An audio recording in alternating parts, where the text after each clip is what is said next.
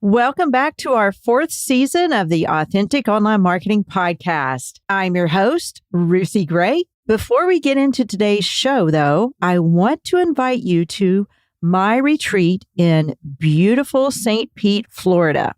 Our Treasure Island retreat is for empty nest entrepreneurs who desire to cut the clutter and the overwhelm, and you're ready to get clarity and close out 2024 with a clear goal in mind that you can accomplish without all the extra tasks cluttering your head. That's a feat in and of itself, right?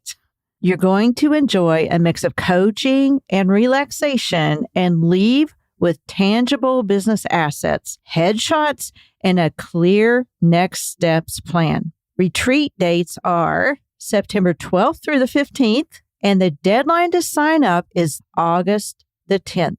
The link is in the show notes, and if you have any questions at all, feel free to reach out to me. Community is our number one goal for this retreat, with a blend of work and relaxation. You won't go away with your head full of knowledge, not knowing what to do next. You will go away with a plan of action and 3 months of group coaching for 1 hour each to help you remain accountable and achieve that goal for 2024. Check out the link and see if it's for you. We'd love to have you. And now for episode 111 of the Authentic Online Marketing Podcast. Welcome to Authentic Online Marketing with Ruthie Gray. Growing awareness for your blog, podcast, book, or product involves more than dancing to reels and yelling, "Buy my thing." This show models quality over clamor so you can put your spin on your message and market in a way that feels authentic to you, because nobody wants to sound like an infomercial. And now, here's your host, Ruthie Gray. Michelle Rayburn is a writer, podcaster, speaker, and author of several Christian living books, including The Repurposed and Upcycled Life, When God Turns Trash to Treasure, and the multi-award-winning classic Marriage, Staying in Love as Your Odometer Climbs. Michelle has a delightful sense of humor and has published several book compilations, including Life in the Estrogen-Free Zone and the recently released This Reimagined Empty Nest, of which I got to be a part of, and we're going to talk about it later today. Welcome to the show, Michelle. Thank you, Ruthie. I love what you're doing in online spaces, especially for people who are in my age group and who are a little bit afraid of technology. I can relate to that because I shied away from it for many years. So I am happy to do it, and I'm happy you're here. And it's always fun to talk to a fellow empty nester, kindred spirit, entrepreneur. And I just can't wait for our listeners to learn from you today and all of the things that you do. What I love is that we're mutually collaborative in that we cheer one another on. And when I see you show up online, you're always cheering for somebody else.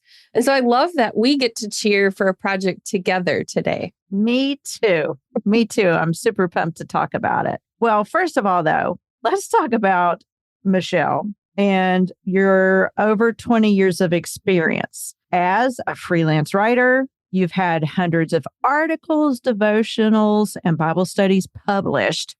You own mission and media editing and design services for indie authors. Mm-hmm. You also own FCL Books and publish several books a year. Okay.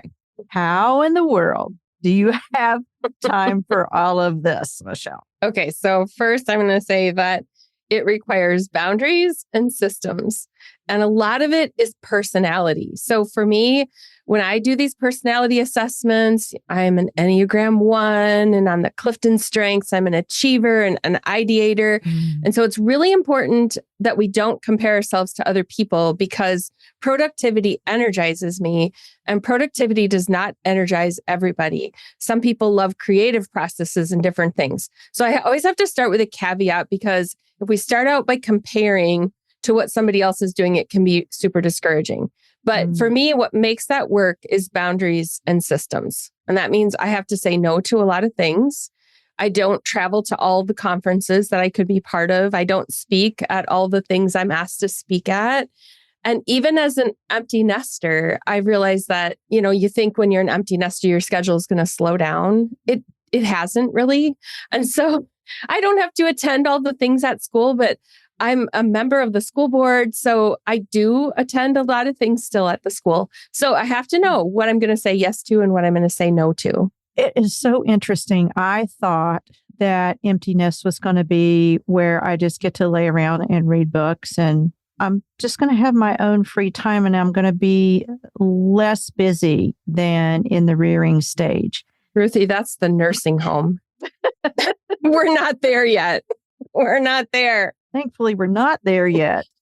Just did not realize how busy. And some of that, granted, is my own choosing. But I love what you say about you're a 1, Enneagram 1. So you're talking to a 9. That's my wing. I know it is. And you're my wing. So this is why we go together so well. But I love to be cozy. And once my brain gets completely full, I'm out. Like I am out for the day. I love to be productive, but I don't like to be productive for long periods of time. So I love what you said about don't compare your systems and your productivity to someone else. Yeah, we can get ideas from somebody else and we can get inspiration, but we're always going to have to filter that through whether it actually works for us. And for me, I treat my freelance work like a full-time job. But I'm the boss that I want a boss to be if I work for somebody else. That means I want flexibility. I want grace. I want productivity and excellence, but I want the rest time and all those things mixed in there. I want my family to know they could interrupt me. They've become so good at knowing that I have boundaries that I worry that they actually go the other way and don't interrupt me when I would definitely set everything aside. So I sometimes project this overproductivity personality to the people around me so that they're a little bit afraid of like disrupting the balance of my flow. Yeah, I think I do kind of the same thing. And I would 100% rather they interrupt than think that they can't, because that's our love. That's our family. Yeah. I'm not the traditional grandmother, though, who looked forward to being the daycare provider for the grandkids. I don't. I waited and everybody has a different experience, which is why I love hearing other people's stories, because for me, it was like, well, I'm going to do the things that a mom does until they get out of high school and into college. And then that's why I called my book This Reimagined Empty Nest, because I started to think, what would I reimagine my life to look like if the kids weren't here anymore? I get what you mean by that. It's kind of fun to have your own thing. And I think we are kind of both on the same page with that, and what you guys will hear about later with the book. But you mentioned boundaries with your family. Your family knows your boundaries, and that's probably one of the systems you have put into place. But let's talk about the systems that you have put into place to help you get more done. I'm going to share a few of the things I use, like some tools and stuff, but also I like things that work within what I already have. So I don't always encourage people to go out and buy this software and buy that software and buy that thing. I want to figure out how my phone works, how my computer works, and what I can do within it before I figure out what I really need to pay money for. So bottom line, I started with organizing my email into folders. Every client I work with has a folder. Every project for church or community has a folder. And when I process emails, they go into those folders. If I'm invited to speak, all the invitations for speaking are in a speaking folder. And the same thing is mirrored on my computer as is in my email, is when I get files from people, they go into a folder that's labeled. And there was a time when those all lived in a downloads folder, and there's still a lot in the downloads folder, but the things that matter go straight into a place where they belong. And that's why when I'm on a call with somebody or someone sends me an email, I can very quickly find our chain of communication, or I can find any files they sent me. And so that really has been the basis of just feeling more organized and on top of things, is having those folders. And then I also follow a system that could be adapted to just what the tools you have, or it could be like Asana, which is free, or Trello, those kinds of project management programs that follow this system that sometimes is referred to as an agile system. And essentially, it's like the projects are broken down into sprints of what you need to do. So it's the things waiting to be done, the things that are in progress, the things that are done. Mm-hmm. And so like on my computer, I'm going to use the book project as an example. If I get 50 chapters coming in for a compilation book, I put them all into a folder of things I have to read and process. And as I read and process those chapters, I move them into going in the book, letting them know I love it, but not a good fit folder, and then the maybe. So I do that. I go through all 50, and then I come back to those folders and I look at the maybes and go, which one are they going to go in? And now I have 2 folders and I can just process straight through. And while I'm doing that, I'm entering the notes in a spreadsheet. So I can very quickly grab someone's email and send them a yes or a no. So that's kind of how that process works of I'm sorting and filing in a way that if I get a phone call or I get interrupted, I know right where I am and I can come back. Mm-hmm. And so I work in those sprints. And that means I'm setting the timer on my phone or a little clock on my desk or something like that, where I'm going to spend an hour working on processing this stuff. And then I'm going to take a break. This is how I get my laundry done or get the blueberries picked out in my garden. And then I come back and I do another sprint like that. And some people call that, I think it's the Pomodoro method. Uh-huh. There's probably more to it than what I do. So I'm modifying it. Another tool that I'm using that I already have is my digital calendar. When I converted from a paper planner, which I carried everywhere with me, to a digital, what was already in my hands on my phone, it changed my life. Because if somebody told me they needed something from me, if I had nothing else, I can grab my calendar, put it on tomorrow. And then at some point, I'm going to open that calendar every morning and go, oh, that's right. I had to process that thing somebody told me. So I'm using that as kind of my memory device I'm always afraid I'm going to forget something because frankly, I forget a lot of things. I forget more and more things. Then once I use the tools I already have, I then know what I need to pay money for. Like we can't do everything with free tools. So I'm an editor. I know I need to pay for Grammarly. I do graphic design. I know I need to pay for Adobe. I can't do it all in Canva. As much as I love Canva, I have to pay for Office 365 because it's how I store all of my files. So once I use the things I already have, I pay for the things that fill in those gaps. So I don't know if that helps to answer that question for systems, but that's how I work. It does help. That's very helpful just to kind of see inside your brain. Let me just stop the tape right here and let you know that Michelle shared way more information than I could share on this one podcast. But you can glean from her knowledge, plus a practical tip that she gave me for how to sort my thousands of email in a super simple way on my private podcast. The private podcast drops every other week, and you can sign up for that in my link in show notes.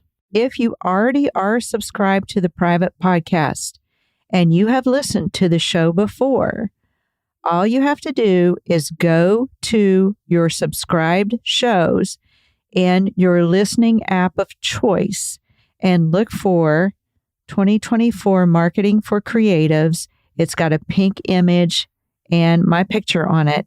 And that is where the show and the recent episodes reside. Now let's listen into the rest of the conversation. So, okay, let's talk about empty nest for a minute. For you, you're an empty nest mom of 2 grown sons, and your newest book, This Reimagined Empty Nest, features 21 authors, including your humorous entry called Fly Mama Fly. Commiserating with empty nest moms coming off of years of teenage parenthood, you say, are you okay? Can I bring a casserole or bath salts? Maybe a latte or a punching bag? I hope you're starting to catch up on the last 25 years of lost sleep. And then you go on to mention the empty nest has a sleep deprivation process all its own, which absolutely, amen, it does. And that your son once lost his phone in a snowbank for 6 months. That made me laugh so hard. And I can totally relate. I have a son who is so random and 3 girls. And he's the one that just makes me laugh so much. So tell us, how are you really doing then in empty nest? It sounds like you're doing great, but I don't want to put words in your mouth. Well, I raised boys. Do I need to say more? No, I'm doing very well. And I'm calm despite having a lot on my plate because of having the systems, but also there's a lot of joy in my life. I have 4 grandkids, and after raising 2 boys, my first 2 grandchildren were girls. Then there's a boy and then another girl. And so we've tipped the balance completely in my favor now. And so I'm getting to do girly things like princess dresses and pink things. I can buy pink now. So I really love that part of it. I also love that I don't have to have a bedtime and a wake up time. When I commuted to a job at a marketing agency, I had to be at the office an hour away at 8:00. And now I can stay up late working on a project if I want to and sleep till 8:00 if I want to, or get up at 6:30 or get my coffee and go back in bed and do Wordle on my phone. So I love that, the flexibility that comes with that. And the thing I know is that everyone's experience is different. So I have 6 chapters, I think, in the Empty Nest book, but I wanted other voices because I only bring the voice of a 55-year-old boy mom who likes sarcasm and actually thought it was okay when my kids left home because I took over their rooms and turned them into something. And other friends are horrified by that. And so we need all the voices. And that's why I do compilations, because having other people's voices educates me. I hear your experience. I hear someone else's experience, and it helps me to have empathy for people and keeps me from being prescriptive and saying, here's what you should do because this worked for me. It's like, I have a great relationship with my boys. One of them lives a mile up the road with his family. The other one is 15 minutes away. They both teach at the high school that they graduated from in our town of 500 people. So if that sounds like Mayberry, it's a little bit like that. And I know that that's not everybody's life. So my life brings me joy, and I appreciate that. And I celebrate with all the other empty nesters who have different stories. I think that the readers of this book are going to see so many facets of that. Just like you said, I love that you compiled so many different voices, because some are more serious and some wrote poems. And then there's me. You made us laugh out loud. When I reached out to you and you said you would write humor, I was like, yes, I needed more humor in this book. I can't keep from it. It's just something, that's who I am. And that's our family dynamic. And I thought, I probably have something that I've written, and I loved that I got to rework that piece. And it was one that I had written 10 years ago. Dear parents of college students, you're getting schooled. We shorten it to Dear Mom, you're getting schooled. But there were all these things that happened to us during our 11-year tenure of college with 4 kids, and you just can't make this stuff up. And I had forgotten a few of them, and I just laughed so hard. And you had some funny stories of the drop-ins, like they wipe you out of food when they bring their friends home, but it's so much fun to hear them in the other room laughing with their friends. And also when they start leaving like that, to know they don't need us for everything. Those same friends that were at my house 2 days ago were the guys that he lived with. And they took family pictures together and sent out Christmas cards, which I thought was hilarious. And they shared recipes with each other and cooked and ate family meals at their apartment. And these were things that I didn't think they were capable of when they lived at home. Like, oh, you can actually make yourself a meal. I know. My son does things now. He loves to cook. This kid, I don't know who he is. He cooks for his wife and he orders all the groceries and then he gets them all sorted. And I'm just like, who are you? And you're eating gluten-free. What happened? That my son is too. And I love it. I love it. And it's so cool to see them grow and become their own people and self-sufficient and contributions to society. Yeah. And I don't know, did you stay home with your kids most of the time when they were growing up? Yes, most of the time I did. I did too. I left a career as a registered nurse and decided to be home for a while, but then did some entrepreneurial things, through the years. And I think in some ways, this phase of life is them watching us blossom as well. Because think about it. Did your kids think you were capable of a podcast when they lived at home? I mean, like, we're doing things that our kids are like, I didn't know she could do that kind of stuff. And I like it because it makes me feel a little bit like I've grown up too. Yes, exactly. And the funny thing is, my son produces this podcast. So he's going to hear this whole thing and probably be laughing, I hope.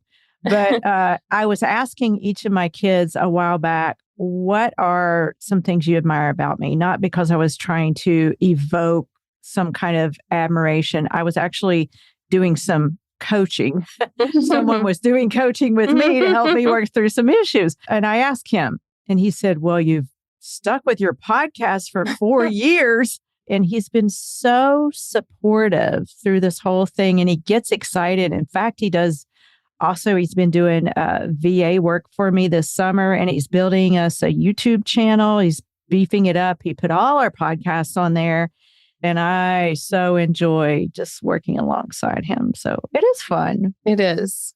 Are you working on your own book? Did you just release your own book? Or are you working on one right now? I'm working on the final edits of my Bible study. Yes.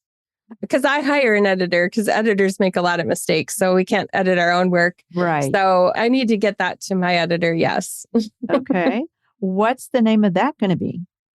That one is Refreshed. It is part 2 in a Bible study series called Remade. They're all RE words. And it's a 6-week Bible study you can do with friends or do it on your own. And so there's 4 I have planned out. They're all outlined. I got a little stuck on writing this one. And part of it was God was teaching me new things. And so I got to a place where I was like, you know what? I don't teach this topic the way I used to teach it. And the final chapter is about abiding in Jesus, the vine. And God has been really speaking to me about what abiding looks like. For me, it always looked like doing, and being very task oriented for God. And then I've been pivoting and realizing he's not asking me to do. He's asking me to abide. So I really had to meditate on that one a long time before I could finish that chapter. And so I pressed pause on it. And now I'm finally at the point where at least it's come together enough that I can teach somebody else what God taught me. I don't know if you have that, but where sometimes things are just so jumbled up that you're like, I can't teach anyone else this until God helps me figure out what I think about it. I think God teaches the author more than anyone else when you're writing your piece. And I know that he definitely did that for me. And I ran up against snags just like that, where I was like, what is this? And am I qualified to teach this? And maybe I need to take a step back. And I really, really received some revelations through that writing process. So I totally get what you're talking about there. So anything else you want to tell us about this Reimagined Empty Nest? And also, where can folks find it? Well, they can find it at michellerayburn.com if they're looking for just a quick place, but it is on Amazon. And by the time this comes out, it will be on other online bookstores. So we can support our favorite online bookstore. But if you're looking for information, michellerayburn.com is the easy place to find it.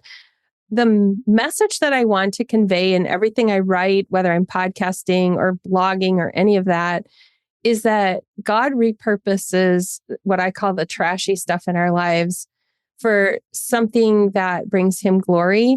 And I'm not trivializing our pain or minimizing the difficulties we go through, but I'm just saying that God shows up in those things. So whether it's any RE word, repurposing, reimagining, renewing, I love all of those for the listener out there, because God is going to do some sort of RE thing in your life. It's going to be repurposing or renewing or reimagining. And I want to encourage you to be aware that in the middle of whatever you're struggling with, if you're an entrepreneur or you're thinking about the next step, that he will show up there and that there is hope when you trust in his process.